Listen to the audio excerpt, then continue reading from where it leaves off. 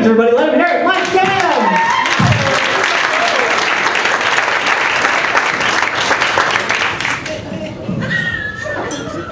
Thank you.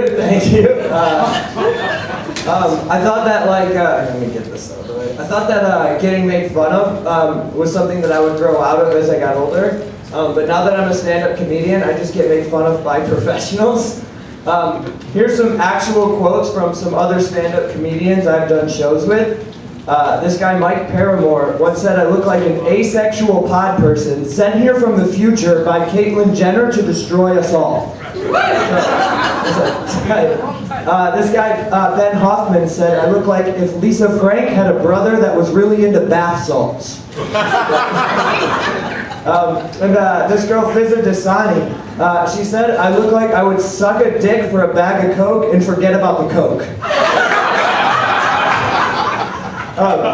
My favorite thing that someone said about me is this girl, Mary Devin Dupuy. She once said that I dress like a teenage girl with a very progressive mom. So, it's like, okay. See, I wish that were true, but my mom actually hates how I dress. Last time I was home for Christmas, she did my laundry. And she walks into the room and she's like, "Excuse me, Michael, you want to explain to me why your laundry's filled with women's pants and little boys' underwear?" And I was just like, "My body type transcends age and gender, mother." And you can see the pants, and here's the underwear. You gotta catch them all, Pokemon. But I didn't grow up in Los Angeles. I actually grew up in Rochester, New York.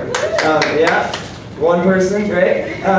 For those that you don't know, that's actually really crazy Buffalo Bills football country. So both my parents were Buffalo Bills season ticket holders, and so was I, and it sort of is in kind of contrast to the person that I am.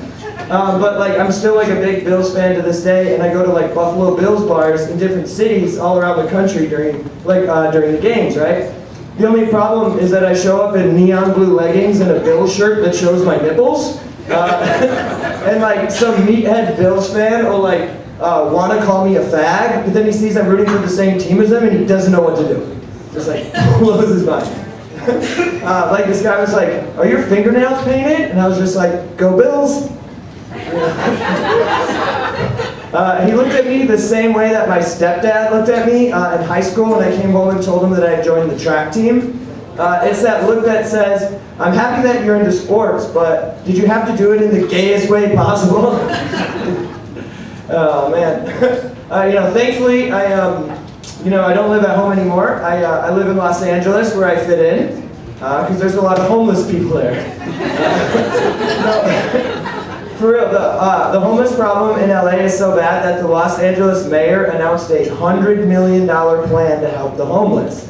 I'm like, wow, that's a lot of money, and I don't really know what his plan is.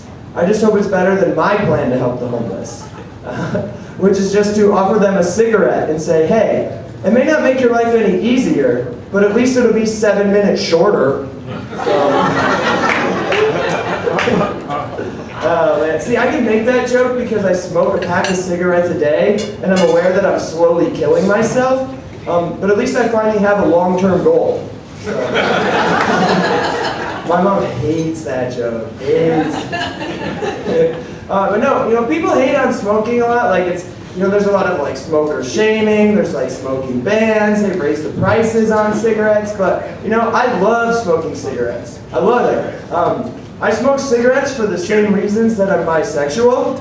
I'm a white male who hates his own privilege, and the only way that I can feel oppression is to occasionally put something gross in my mouth.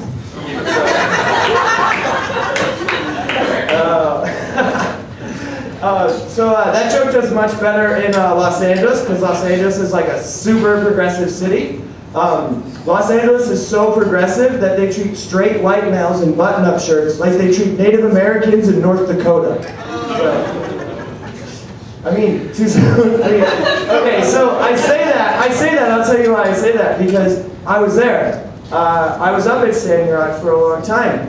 And it's hard, I went up there not knowing what to do in Standing Rock. I'm a 125-pound comedian who wears girls' clothes. I can't chop wood, I can't do anything like that. So I was like, how can I bring some humor to this situation or bring some smiles there? So one of the first things we tried is we brought donuts to the cops. It's like, we have a peace offering. They were like, that is an act of aggression, and if you continue to do so, we will act accordingly. Then I just started quoting Super Troopers to them. Say car ramrod, say car ramrod. They never did. But the one, another thing is, so while I was up in Standing Rock, I didn't just spend time at the camp, I spent some time at the actual Standing Rock Reservation, like, with some families that live there. And they would take me around to like all their friends and be like, hey, this is our friend Mike, he's a water protector from Los Angeles, and he knows famous people. He sold Britney Spears yogurt once. And I always got to be like, yeah, I know some pretty cool people, but no one as cool as your Uncle Clarence here. He told me that my Lakota name is Shicha Ska. And then everyone would laugh because Shicha Ska is Lakota for white devil. He knows what it means, he knows what it means. But I'll end with this. After I spent a lot of time at Standing Rock, they forced everybody out of the camp. Like, they evicted everyone from Standing Rock. So we brought in the fight here to New York City, and that's why I'm here. We've been at the United Nations. I've been with the group, some of them are over here. Voicing their concerns. We're a 19-year-old group right here. Voicing their concerns and telling their experiences to the United Nations. And so, me, like this, have been in the United Nations all week. And I got a lot of dirty looks for how I'm dressed, you know, but I guess they've just never met a goodwill ambassador before. Thank you.